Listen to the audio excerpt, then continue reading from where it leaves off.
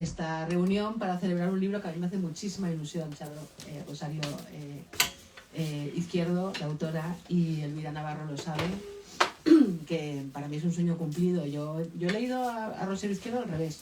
Empecé por su anterior novela y he ido hacia atrás, y es una obra que hace tiempo que estaba persiguiendo, y ahora ser la editora de este libro pues es un orgullo enorme. Además es solamente es el tercer título que se publica en una colección que está empezando, Alianza Voces, en la que queremos reunir autores, sobre todo en español, también en traducción, pero sobre todo en español, autores capaces de contar el mundo en el que viven, autores, en fin, con una visión amplia, no sé, dirigidos a lectores que buscan algo más que el yo, y que quieren como historias que nos incluyan a todos. Esa es un poco la intención.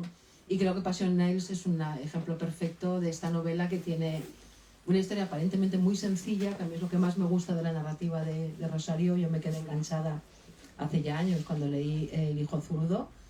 Pensé, qué historia tan aparentemente sencilla, y cuántas capas de personajes complicados y que puedes desentrañar desde muchos puntos de vista.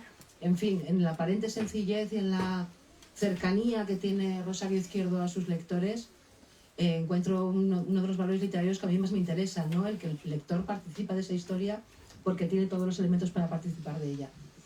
Con esto quiero decir que la sencillez de la historia de esta mujer de Passion Nails, que hoy he puesto estos días en las redes sociales, es la historia de una mujer que no se pintaba las uñas hasta que de repente se las empieza a pintar. Ya ves tú, como argumento, lo más sencillo del mundo. Doy fe en mis propias manos de que cuando una se pinta las uñas de colores pasan cosas. También. Ahí lo dejo. O sea, yo que soy la más sosa de Europa y nací vestida de negro, cuando me pongo las uñas de colores pasan cosas. Entonces, bueno, la historia de esta mujer que descubre otro mundo en este salón de uñas llamado Passion Nails, he encontrado una historia que no solo me parece emocionante, sino que me parece la muestra de una escritora que, como digo, está muy cerca de su lector, muy cerca de sus personajes. O sea, encuentro una capacidad de identificación con esta historia que a muchos nos quedará lejos, ¿no? Porque no tiene nada que ver, desde luego, con pintarse las uñas, pero que nos cuenta algo muy importante de ser y de vivir en el mundo en el que vivimos hoy. Así que es un verdadero orgullo ser los editores de esta novela. Esperemos que sea la primera de una trayectoria larga juntos con Rosario Izquierdo, y me hace muchísima ilusión que nos presente Elvira Navarro, a la que también hemos leído mucho y desde hace mucho tiempo. Estábamos hablando ahora, no he leído su última novela, que me voy a llevar y espero que cunda el ejemplo, pero sí he disfrutado muchísimo de la anterior, de los relatos de la Isla de los Conejos, y sobre todo también de esta narrativa de Elvira Navarro, que creo que vive mucho en el mundo en el que vivimos, y que los escritores estén acompañándonos en ese continuo descubrimiento de lo que nos rodea es un valor que, bueno, yo personalmente aprecio muchísimo. Así que iba a hacer un pequeño resumen de la novela, pero no, os dejo hablar a vosotras, sí, porque no soy capaz de hacer algún spoiler, y te cedo la palabra. Elvira, mil gracias a las dos. Muchas gracias, Pilar. Bueno, buenas tardes a todos. Muchísimas gracias a la librería Alberti por acogernos, y muchísimas gracias a Rosario Izquierdo, que yo siempre le digo Chapo, porque hace muchos años que la conozco. Y bueno, esta novela, Passion Nails, que en fin, yo cuando me la leí me encantó. Es una novela tremendamente conmovedora. Es una novela muy inteligente. Ahora vamos a entrar un poco en de qué va la novela. Yo supongo que aquí casi nadie la ha leído, bueno, los hijos y José. No sé si la ha leído alguien más. Procuraremos, no obstante, no desvelar demasiado, pero tampoco ser tan crípticos como para que no nos enteremos de lo que estamos hablando.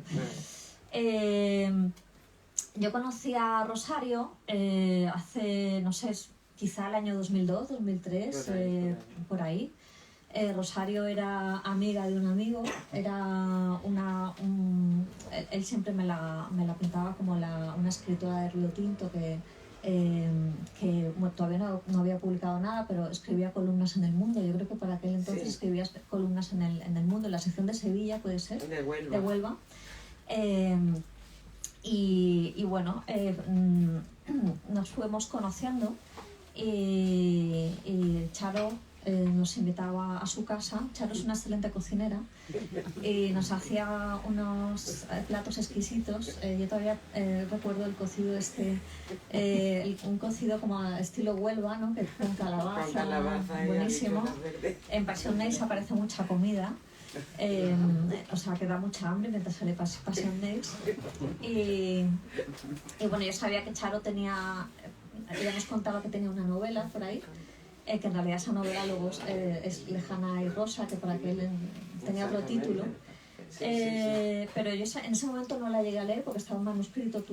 Era algo que llevabas mucho tiempo escribiendo.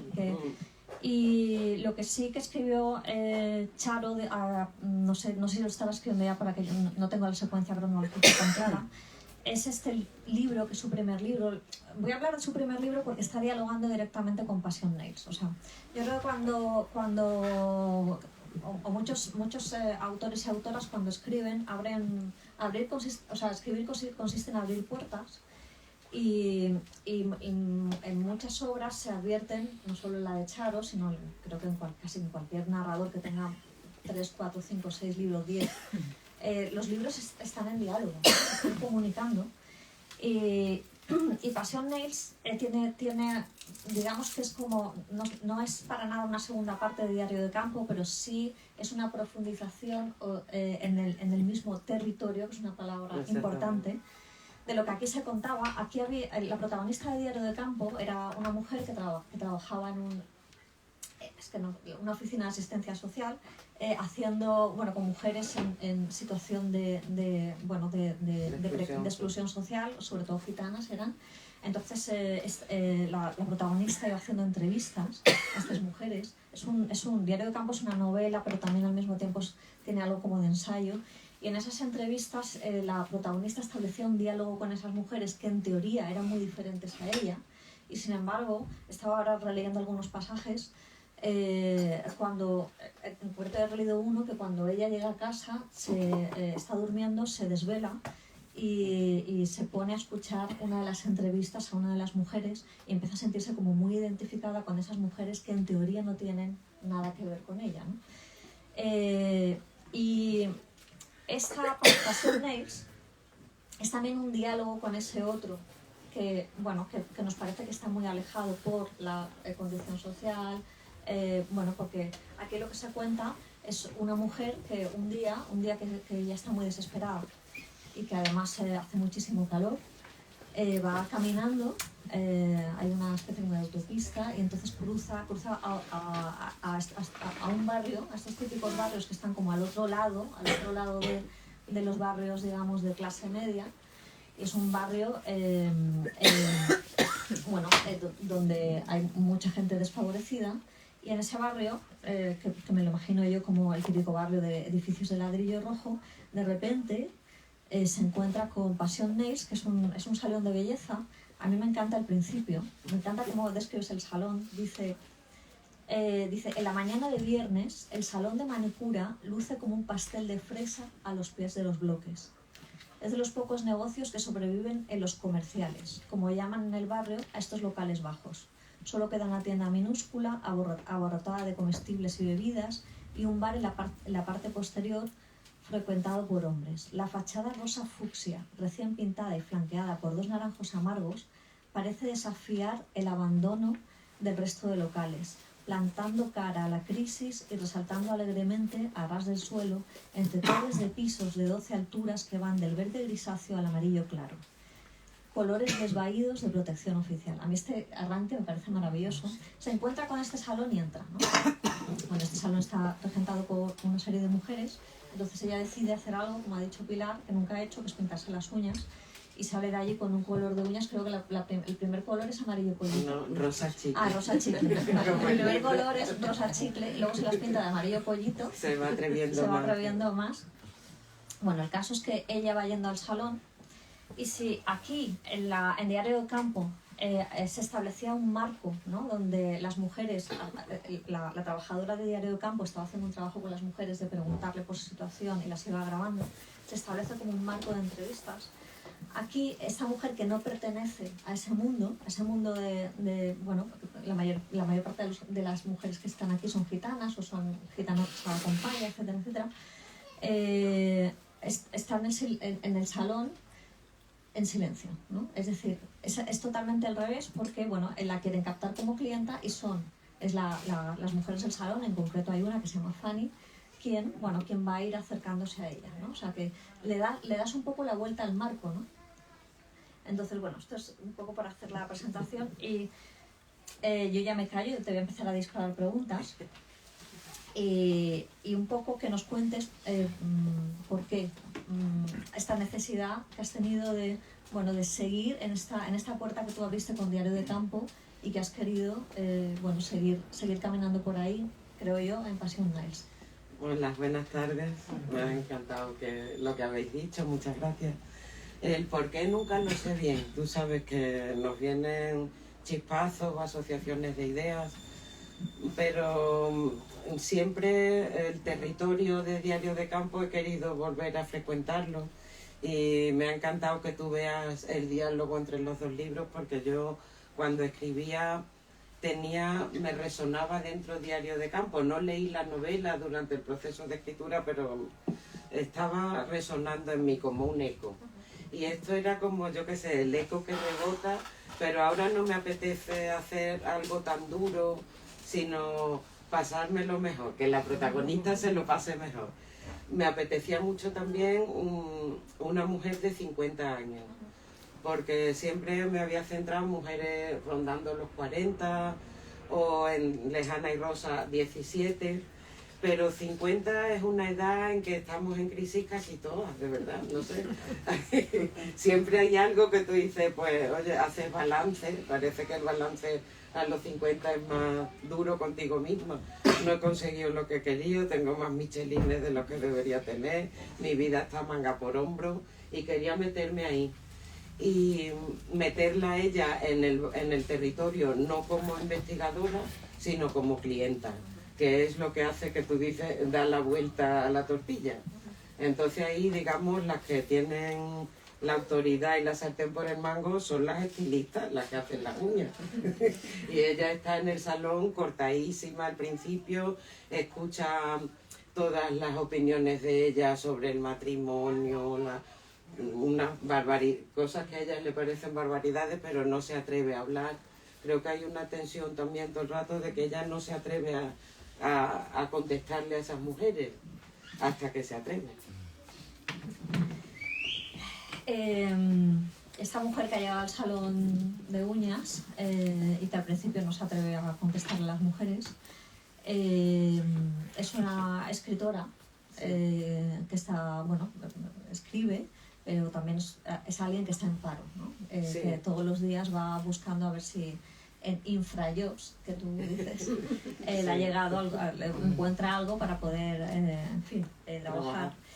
Y en ese sentido, Passion Nails es un libro que trata la precariedad, ¿no? O sea, la precariedad que de hecho en ese momento ella tiene una condición más precaria quizá que las propias Claro. chicas del salón. Sí.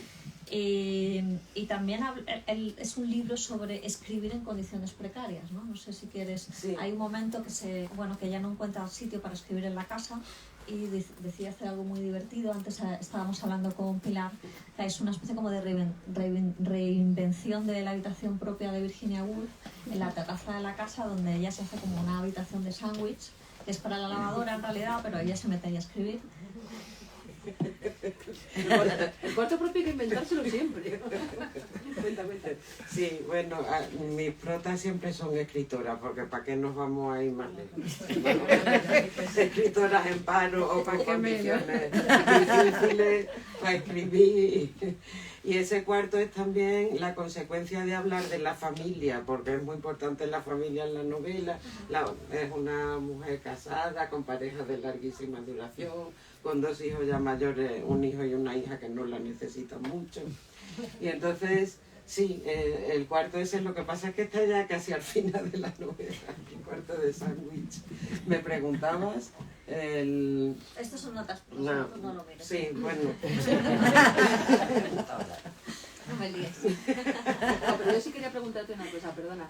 porque ese trabajo, o sea, ella está en paro, pero sí trabaja porque escribe y sin embargo ella no siente que está trabajando. Claro, sí, ella tiene el síndrome de la impostora totalmente, entonces tiene una novela publicada y le hacen una entrevista en el periódico gratuito y las mujeres que solo leen allí El Pronto y el Lola la ven y dicen, eres escritora.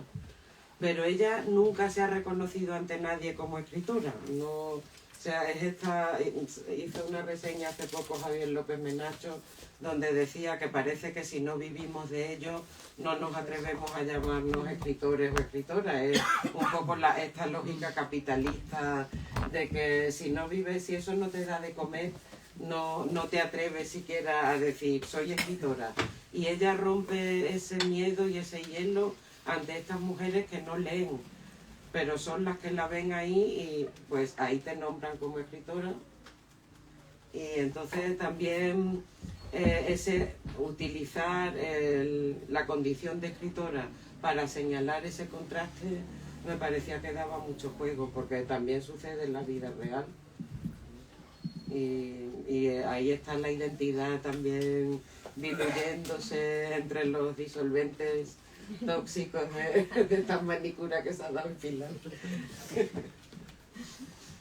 Bueno, la novela habla de muchas cosas, pero digamos que es una novela feminista, ¿no? O sea, yo diría que es una novela de hecho muy feminista. Y además ella cuando está en el salón y escucha a estas mujeres bueno, que están hablando de casarse vírgenes y lo del el pañuelo, ¿no? Las bodas gitanas del pañuelo, y que enseguida se ponen a tener hijos, y cuando tú dices, bueno, ella no se atreve a hablar ante las opiniones o las cosas que está escuchando. Sin embargo, o sea, bueno, estos últimos años hemos asistido a un boom de literatura, ya no solo escrita por mujeres, sino que llevan el membrete como de feminista, ¿no? Y eso ha dado lugar, por supuesto, a libros maravillosos, estupendos que han surgido de ahí, pero también ha dado lugar a una serie de clichés, ¿no? Una serie de clichés según los cuales muchas veces aparece un hombre en este tipo de novelas, siempre es un maltratador, los hombres están siempre maltratados. Siempre, o sea, digamos, la visión es unívocamente mala de la figura masculina, y aquí, por ejemplo, a eso se le da absolutamente la vuelta.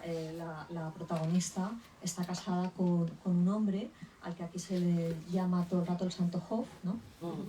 Y bueno, un poco, porque yo creo que este darle una vuelta a los clichés no solo está en este asunto, sino también, por ejemplo, cuando se retrata a estas mujeres, no se las retrata desde el victimismo, ¿no? O sea, hay una voluntad, y aquí también se rompe un poco el cliché de tantas novelas de denuncia. No sé si tú consideras que esto es una novela, yo creo que esto no es una novela exactamente de denuncia, donde siempre las mujeres son víctimas, ¿no? Y aquí las mujeres en general no son víctimas, ¿no? O sea, no. Entonces, si quieres hablar un poco de eso. Sí, eso a mí me interesa romper esos clichés, y eso sí que lo tengo conscientemente en la cabeza cuando escribo, sobre todo porque conozco a las mujeres de los barrios, porque por mi trabajo las he conocido, o también tengo amigas y he tenido alumnas, una alumna que fue a verme el otro día que ha sido limpiadora y ha estado conmigo en clases de escritura y apenas sabía escribir, pero han levantado algunos relatos y tienen una fortaleza muy grande, y esa fortaleza nunca se señala. Muchas veces aquí se invierten los papeles, al principio parece que es ella la que está más, pero luego Fanny, la estilista, tiene una cantidad de fortaleza que nos hace pensar en eso, rompe un poco estereotipos tanto de género, o sea, de lo que tú dices de las novelas feministas a veces hechas casi en serie, de lo que quiero escapar, y también del tema clasista, ¿no? De pensar. Lo que a mí me interesa transmitir, o más bien el motor que a mí me mueve, es que cuando dos mujeres de distinta clase social entran en contacto y comienzan a relacionarse, la que se beneficia no es la de clase baja como se tiende a pensar, porque la otra sepa más o porque pueda aportar, sino que hay un beneficio que funciona en las dos direcciones. Se cree, yo creo que es algo casi revolucionario atrevernos a romper los espacios sociales donde vivimos e irnos al barrio de detrás de la autovía, porque además me interesa mucho la autovía, la vía del tren, porque son barrios sitiados por barreras arquitectónicas que representan las barreras sociales y mentales que tenemos todos en la cabeza y todas, ¿no? Entonces, atreverse a atravesar eso, irte al otro territorio y ver la riqueza humana que hay allí, pues la verdad poca gente lo hace. Creo que si lo hiciera viviríamos en una sociedad más decente, la verdad. Y a mí me interesa mucho resaltar el valor, todo lo que esas mujeres pueden aportar a la mujer de nivel cultural o económico superior, que en este caso no es económico, como ha dicho Elvira. Fanny gana más dinero que ella, está mejor económicamente que ella. No, la exclusión social no implica pobreza, sino dificultad para acceso a recursos culturales o dificultad para desenvolverse en la sociedad. Ahora, el mundo de ellas está tan sellado, tan introyectado en ellas tienen tan claras las consignas, los mandamientos de ir al matrimonio a la edad correcta, que siempre es antes de los 20 años, de llegar virgen y tal, que eso se aparece ante Lola como algo que les da casi miedo, la chica, hasta que va un poco creciéndose, pero no sé, es ahí un búnker también que es bueno romper precisamente con estos acercamientos, con una mujer que de repente le diga, oye, que tienes 24 años y no te has casado, pero no vas a llegar vieja al matrimonio, en fin. Me gusta romper, soy muy consciente de eso cuando escribo. ¿Y el protagonista, o sea, el marido de Santo Job? El marido es muy bueno. Ella es peor que el marido, cosa que también... El libro de Job de la Biblia aparece aquí. No sé por qué la Biblia me inspira a mí, porque también en el Hijo Zurdo aparecían pasajes del libro del Apocalipsis. Y en el libro de Job de la Biblia, donde Dios empieza a mandarle desgracias a Job, que es un hombre bueno, que no ha hecho nada, que le va bien, y es solo por el capricho divino. Entonces a mí, ahí Dios me parece el mercado de trabajo. Entonces, totalmente, porque el marido de ella está en paro, es ya mayor, a punto de la jubilación, pero lo está pasando fatal. Y para mí es pues que el mercado de trabajo es que envía a los inocentes desgracias que no merecen, igual que Dios. Entonces ese paralelismo, y aparte que él tiene mucha paciencia, y ella desde que se casó escuchaba de su madre y su abuela, tu marido es el Santo Job. Y cuando ya le dio por leer el libro de Job, que ya estaba él en paro y todo, dice, es el Santo Job, pero por otras cosas. Y me dio muchísimo juego la metáfora bíblica del Santo Job. Digo, bueno, pues ya al marido no le voy a poner nombre, lo vamos a llamar Job. Ella también está buscando trabajo, busca job en Infrajobs. Me daba juego la cosa.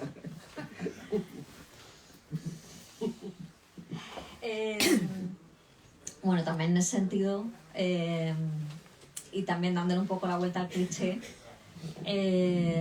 yo creo que es que sin pretenderlo, porque no creo que lo pretenda, o sea, la novela no sermonea, nada que le parezca, ni le dice a la gente lo que tiene que hacer, pero sí que me ha parecido que es un canto al amor de larga duración.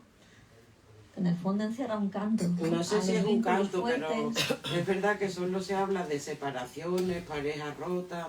¿Qué pasa con las parejas de larga duración? ¿Por qué no decir que llevo casada con 40 años? Pues se puede decir también. Entonces es algo que, no sé, es duro de mantener. Creo que se habla poco de eso, que esta sociedad tiende a desunir a las parejas, que las personas tienen poca paciencia para aguantarse, y aún así la gente se sigue casando, que a mí me llama mucho la atención, porque el índice de divorcios aumenta, pero la gente se casa con la misma ilusión de siempre. En nuestro caso y en el caso de ella, ellos se casaron sin mucha ilusión, pero ahí está. Una boda civil ahí, como para que los dejaran vivir juntos. Entonces explorar esos territorios también me parece, a veces una escribe porque hay cosas de las que le gustaría leer y esas cosas no se están escribiendo. Pues me gustaría leer de vez en cuando relatos donde aparezca en la sociedad actual una pareja que lleve mucho tiempo casada y que esté soportando todas esas tensiones que tienden a separarlas. Porque realmente la sociedad, tal como está montada, con el paro, con la crisis en concreto en y aunque se tenga dinero, tiende a separar a las parejas. Entonces casi un milagro seguir. Y habrá que contar algo de eso. Surge así, vamos.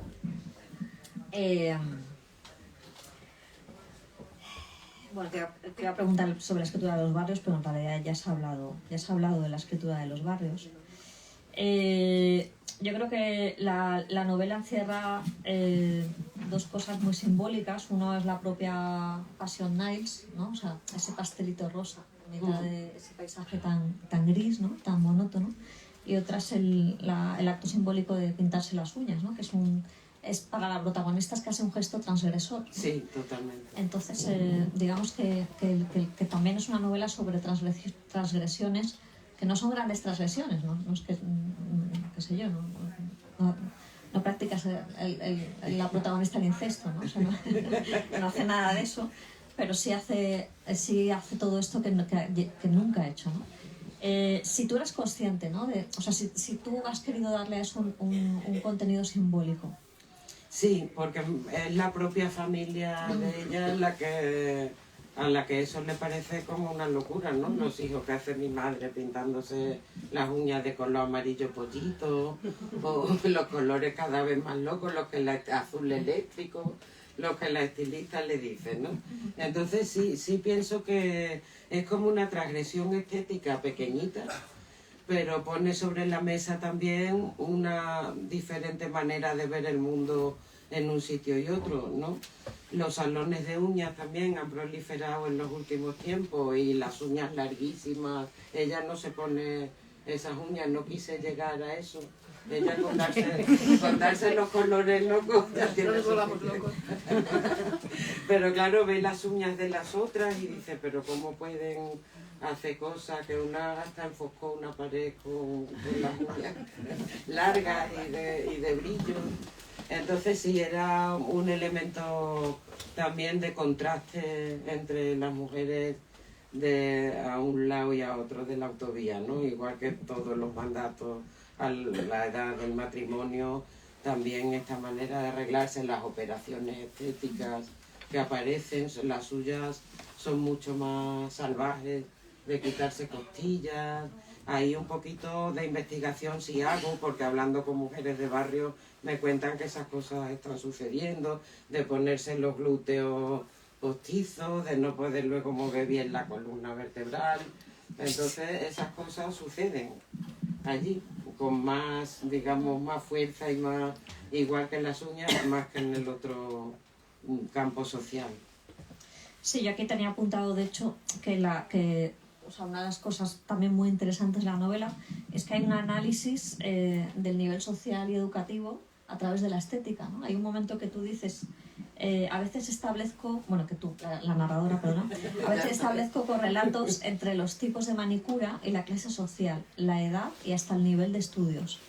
Cuanto menor es ese nivel, más largas las uñas y más deslumbrantes los colores. Y luego hay algo que a mí me dejó, o sea, que es muy impactante, que es, siguiendo con todo este tema de la estética, ¿no?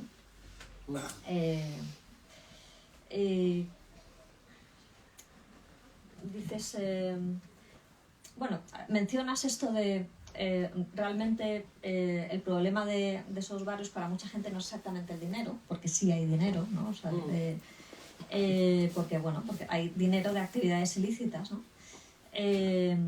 Y la narradora dice en un momento, bueno, pero incluso la gente que no tiene dinero va a hacerse operaciones y dice, hasta la flaca, una mujer indigente que iba a pedir dinero a Passion Niles tenía los labios rellenos, ¿no? Sí, Pero eso, fíjate, las cosas que nos suceden cuando estamos escribiendo, metidas en una novela, y que todo lo que ves parece que te lleva a tu novela. Vi un día a una mujer sin techo con los labios operados. Y entonces me pareció que también esa mujer en ese momento en la calle estaba dialogando con lo que yo estaba escribiendo sin ella saberlo, claro. Y me pareció que tenía que formar parte, porque a lo mejor yo esto ni me lo hubiera sido capaz de inventármelo. Me hubiera parecido demasiado, pero es que la vi en la calle. Y muchas veces construimos también las novelas en base a lo que va pasando a nuestro alrededor en el proceso de escritura, ¿no? Luego hay otro asunto también que es, bueno, o sea, volviendo un poco a esto de no mirar a las mujeres o a las mujeres desde el victimismo. Hay un personaje que es Alberto, ¿no? Que es el hijo de la Kelly, que la Kelly es la madre de la Fanny. Bueno, tú planteas la situación de que este hijo, que es, bueno, que se ha vuelto alcohólico, que es el que da problemas, es el favorito de la madre, ¿no? Y hasta qué punto, o sea, a lo que yo quiero ir es hasta qué punto hay una responsabilidad por parte de las mujeres en el machismo, ¿no? Porque a este hijo se le protege más que a las hijas, ¿no? Incluso se le intenta... Entonces yo creo que eso está ahí.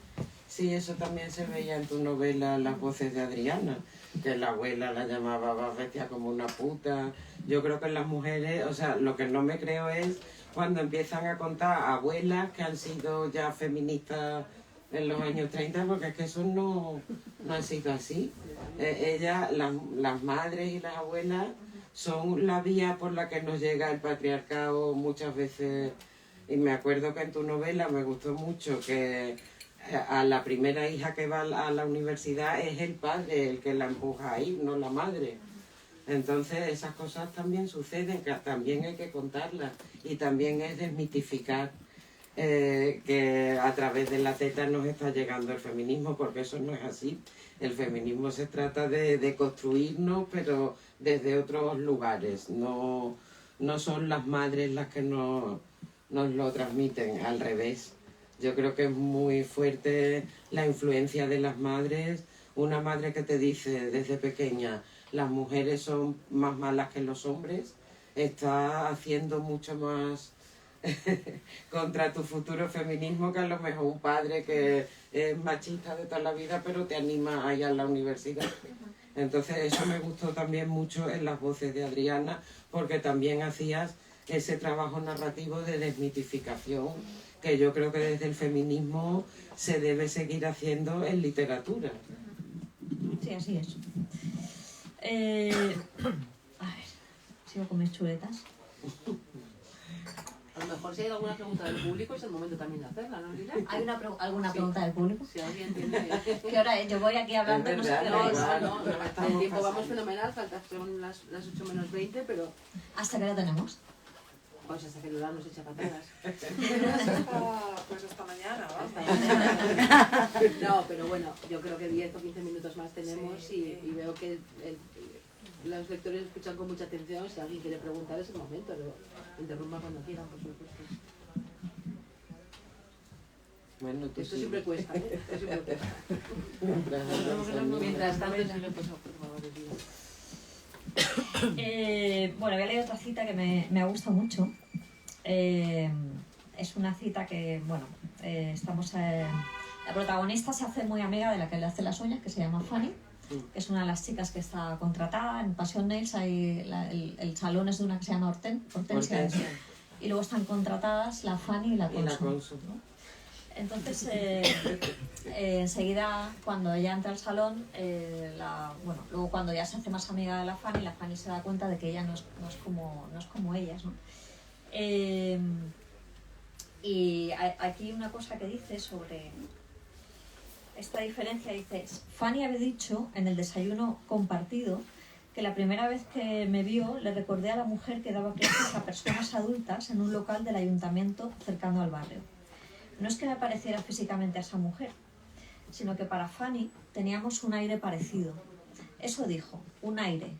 Y con aire no podía saberse bien a qué se refería, pues ni ella misma, dijo, sabría explicarlo. Una afinidad inconcreta que ella detectaba entre la profesora de la escuela de personas adultas y yo. Ese aire que vio Fanny no tenía mucho que ver con lo externo. Era el aire dentro del trabajo social que parece rodear a quienes nos dedicamos a trabajar con personas. Aire fangoso o purificador, estancado o dinámico, del que entramos y salimos unas veces confortadas, otras hundidas, siempre modificadas. Bueno, sí, me parecía... ¿Quieres hablar un poco de ese aire de las personas que se dedican al trabajo social, que me parecía... Es que eso es diario de campo también, ¿no? Sí, pues, y por eso yo he trabajado como socióloga en barrios de Sevilla, como Polígono Norte, he trabajado con mujeres gitanas analfabetas. Y claro, el propio trabajo te cambia y te lleva a sentir este interés por esas mujeres, que como he dicho antes, es importante en mi narrativa. Y ese aire ellas lo ven en nosotros. Me acuerdo de una frase de diario que decía: el barrio siempre nos conoce antes de que nosotras lo conozcamos, porque nosotras entramos en el barrio como técnicas de empleo, venimos con nuestros libros de universidad leídos, pensando que vamos a cambiarlo todo, pero no cambiamos casi nada, y el barrio, antes de que tú conozcas algo de él, ya sabes bien quién eres tú, sabes bien a qué te dedicas, de qué pie cojeas más o menos. Entonces, sí, pues estas cosas me acaban saliendo por la propia experiencia laboral y personal. Y a ese barrio, tanto en Diario de Campo como aquí, hay una palabra que usas que es territorio, ¿no? Como claro, porque es una palabra técnica que se usa, por ejemplo, en el Ayuntamiento de Sevilla hablaban de los territorios, y a mí me parece que también ese lenguaje técnico es un poco como ofensivo a veces, territorio comanche, está tratando a las personas de indígenas, y claro, ella tiene en su cabeza ese lenguaje técnico que quiere romper con sus actos y también escribiendo. De hecho, voy a leer una cosita que dices aquí sobre ese lenguaje. Dices: después de 5 años trabajando en el polígono, empezaron a menguar los presupuestos del Fondo Social Europeo para los territorios o las zonas con necesidades de transformación social. Así las llamábamos, como si sus habitantes fueran indígenas o salvajes en el primer caso, o bien clientes de los servicios sociales a tiempo completo en el segundo. Clientes. Así dictaron desde la Unión Europea que había que llamar a las mujeres y hombres que acudían en busca de ayuda a los dispositivos de empleo y formación. Sí, eso es cierto. Cuando yo estaba trabajando en Polígono Norte en Sevilla, la Unión Europea dictó que había que llamar los clientes. Luego hubo una ordenanza o no sé qué que quitaron esa denominación, pero me parecía también que son términos que, yo qué sé, ¿verdad? No nos ponemos en las novelas a hablar del sistema capitalista, pero es una manera de mostrarlo, porque es que está funcionando así, ¿no? Las palabras no son inocentes. Bueno, ¿alguien tiene alguna pregunta? Si no, yo sigo aquí. Es que no lo hemos leído. La pregunta, no he leído Passion Nails todavía, solamente hacer una observación, si he leído Diario de Campo. No sé quién decía eso de que para ser un escritor contemporáneo había que acudir a los temas de hace 500 años. Entonces me ha resultado chocante, esclarecedor realmente, que Rosario Iglesias dice que quizá, izquierdo, que quizá lo que hace es escribir aquellos temas, sobre aquellos temas que quiere leer, que no has encontrado ni en la temática de hace 500 años, de héroes, de amor, de desamor, de pasión, de ira. Y entonces sí es curioso porque realmente en el fondo hay una especie de amor a aquello que no se conoce, pero a lo que uno quiere acercarse, ¿no? Sí, además la escritura para mí no es para mostrar lo que conocemos, sino para indagar en lo que no conocemos. Es un proceso de indagación, de exploración, Y así la vivo siempre, en todas las novelas, en todo lo que escribo. Y me pasó con El hijo zurdo, que a mí me sorprendía que en España ningún zurdo o zurda hubiera escrito sobre la represión de la zurdera en las escuelas franquistas, porque lo considero una violencia increíble contra los niños y niñas, ¿no? Y dije, bueno, pues, o sea, me salió a mí escribirlo porque creo que son relatos que hay que dejar también ahí, que nos explica mucho por qué estamos aquí o necesitamos comprender eso para comprender qué nos pasa por dentro también y por fuera. Gracias. Gracias, Lidia. ¿Hay más preguntas o sigo yo? No, yo también quería preguntarte porque... El micro, Pilar. Ay, perdona.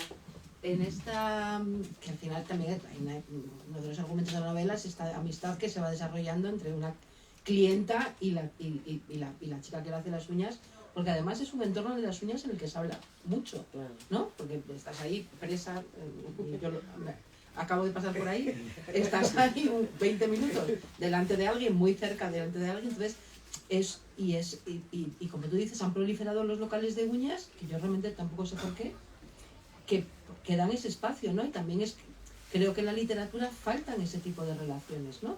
Creo que tú eso lo has, o sea, ha sido, supongo, más bien, no creo que sea una decisión, No, eso no... buscar un planeta desconocido en algo tan cercano, pero realmente es descubrir algo que tienes muy cerca, pero que es un espacio que no se suele reflejar en la literatura, ¿no?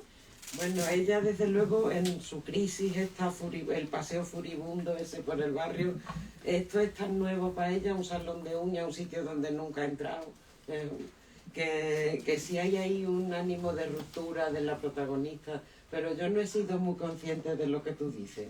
Y ahora es verdad, una vez que ella escribe la novela dice, oye, pues hay salones de uñas por dos lados, pues aquí hay una novela sobre un salón de uñas. No creo que sea una labor social, pero bueno, la narrativa tira por muchos caminos, ¿no? Inesperados. Bueno, yo te quería preguntar ya un poco saliendo un poco a la forma, pues que nos hables un poco de lo que ha sido el proceso de escritura de Passion Niles.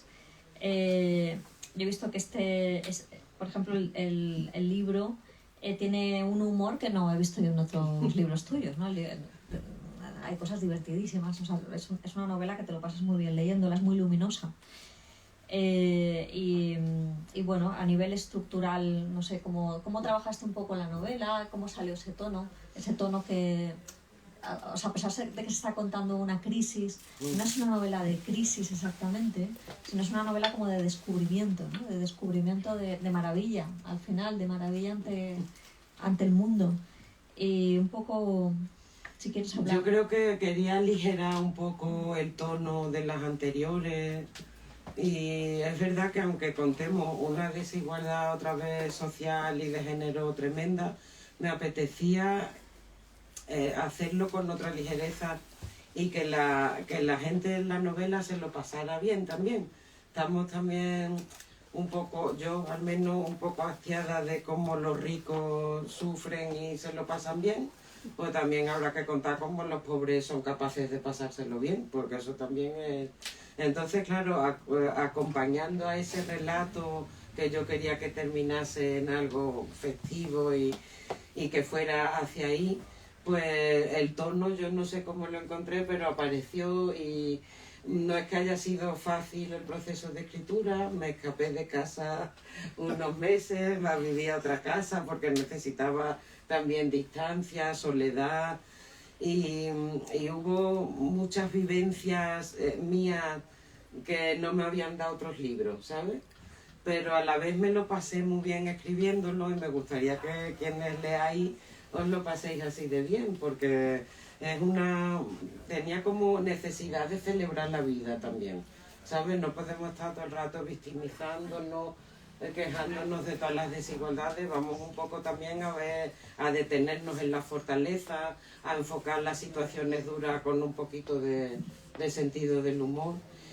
O hay un escritor, Miguel Ángel Ortiz Olivera, que Rubén, que está aquí, lo conoce, y me escribe un día Miguel y me dice, Oye, Charo, ¿tú conoces que un amigo mío está haciendo una tesis? ¿Tú conoces a mujeres que escriban novelas de humor, con humor? Y solo se me ocurrió Natalia Carrero. Digo, ¿qué serias somos todas? Que es verdad que estamos ahora rompiendo muchas cosas. Pero porque sí, Alba Carballal. No la he leído yo a ella, pero no me costaba. Y con Natalia, tú sabes que nos reímos leyéndola con ese humor ácido que tiene. Y solo se me ocurrió ella. Entonces, no sé, por ejemplo, el último libro tuyo me pasó igual, que de repente me reía leyéndote. Y también vi que esa ligereza de la que tú hablas la estabas consiguiendo en el mismo estilo, en la manera de contar.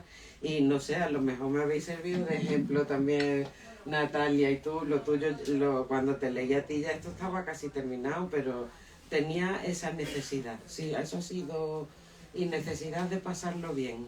Aún así, las desgracias están ahí también, pero se pueden transmitir con humor un poco. No sé si te has visto una película que se llama La boda de Rosa, de Iciar Sí, Boyain. Pero es que leyéndola con Candela Peña. Sí, Sí. aunque no es la misma historia, ni algo del estilo, me recordó mucho el tono ¿Sí? de esa película. Ah, de pues la mira, boda no de- la he tenido yo en la cabeza, me pareció una peli que estaba muy bien, que también le da la vuelta a muchos conceptos, está muy bien, muy bien. No sé. ¿Algo más? No, si quieres, a mí me encanta leer en las presentaciones y si quieres leer un parrafito más para cerrar, pero Leer yo... sí, hay Bueno. alguno que te parezca y otro que te Uy, no sé, Elvira, no lo dime tienes buscado, alguno ¿no? que te guste a ti, Y acabamos ahí. uno que me guste a Elvira, ¿me das menos? Pues también hay una cosa- Tengas ahí... Yo tenía sobre. A mí, no sé si el párrafo entero, pero había una cosa que me encantaba. Ay, ¿dónde está? A ver. Pero claro, lo tengo que poner para atrás. Bueno, mientras encontramos el párrafo, yo les doy las gracias a todos por la atención, también a los que están conectados en Instagram. Y lean Passion Nails, van a aprender mucho más de lo que creen de la relación entre Fanny y Pepa, esa estilista y esa clienta, que cambian bastante de vida y cambian de planeta, cruzando la autovía. Y acabamos con esto. Luego firmamos ejemplares, Rosario. Sí, Si alguien si quiere hay ejemplar algún firmado, ejemplar que firmar, se firma. pues estoy segura que la librera puede que tenga algún ejemplar. Tenemos Tenemos, ejemplos. ¿verdad? A mí también me gustaría darte las gracias, Rosario. Y yo a ti, Charo, Lola. que no nos conocíamos, yo espero que ahora ya nos conozcamos Por supuesto. mucho más, ya sabes cuál es el camino. ¿Eh? Desde la estación de Atocha, que hay un autobús, el 001, que es gratis, para llegar hasta aquí a la librería Alberti. Nos Y muchas veremos gracias, más a Elvira y menudo. Pilar. Me ha encantado porque es verdad que ahora en estos tiempos que hay tantas escritoras donde se está hablando tanto del cuerpo de la mujer, de las transformaciones, de las relaciones maternales, maternofiliales con los hijos y tal desde muchos puntos de vista. Es verdad que siempre digamos que el modelo siempre es una mujer joven, urbana, no urbana, sino urbana de Madrid o de Barcelona, de ciudades así muy importantes, ¿no? Con sus problemas sentimentales y laborales, pero es verdad que en la literatura, y sobre todo en la literatura de las mujeres, pues hay que rastrear mucho para encontrarse con otras mujeres, con otras mujeres que están ahí Y al con otro otras lado. edades, ¿no? Y otras Dices- edades, con otras mujeres de otras edades que están ahí al otro lado de la M30 o bueno, o aquí incluso, ¿no? También entre los barrios, en los barrios, ¿no? Entonces, a la literatura española, pues no sé, estaba pensando ahora en Luisa Carnés, ¿no? Con Tea Rooms, ¿no? Entonces me parece muy, muy, muy interesante este planteamiento y me encanta que vengas de la mano de Elvira Navarro, que es una escritora tan sensible y que está haciendo una obra muy medida en donde también se está viendo el sur de las ciudades, por ejemplo, ¿no? de una ciudad como Madrid, que la vemos cuando vamos en el tren hacia Sevilla y vemos pues todo eso que está allí, ¿no? Y también me encanta que Pilar en esta nueva colección de Alianza esté explorando este camino, ¿no? En las 3 novelas que está publicando, Sí, es ¿no? que echo de menos en la narrativa y hablando en general el dinero, la clase social, el trabajo. Por supuesto, todos hablamos de la precariedad, del paro, pero siempre es de alguien que vive en Malasaña Sí. y que busca trabajo en una agencia de publicidad. Pues Sí. que está fenomenal, ¿eh? Sí. Pero creo que el mundo es mucho más amplio y que hay que cruzar un poquito más la autovía. Entonces, en ese sentido, lo contábamos esta novela, pusimos ahí un titular, era como la historia de una mujer que se da un paseo por un barrio al que no va nadie. Que ese barrio lo tenemos todos dentro también, ¿no? Y creo que el dinero, la clase social, las relaciones laborales, no están del todo... nos quedamos mucho en la superficie de ellas, ¿no? En muchas novelas te preguntas de qué vive esta gente, o cómo han llegado aquí, y creo que, en fin, las condiciones materiales están todavía por explorar en muchas cosas, ahí lo dejo. Y para mí, desde luego, es un orgullo publicar esta novela, dar la bienvenida a Rosario Izquierdo a Alianza con esta novela, porque creo que es una narrativa, como ella dice, de una sencillez apabullante que no leemos nunca. O leemos mucho menos de lo que deberíamos. Gracias. Dale el párrafo. Bueno, Lola, me encanta que hayas nombrado a Luisa Carnet, porque dentro de todo este grupo de escritoras que se está recuperando, ella es la que se fija en la clase proletaria. O sea, es una escritora proletaria que escribe novelas proletarias. Tea Rooms me parece un novelón del Madrid es una novela donde se está fijando en las camareras de Madrid. Entonces eso a mí yo creo que yo también escribo novelas proletarias. Muy bien. Así me encanta la categoría. Me encanta.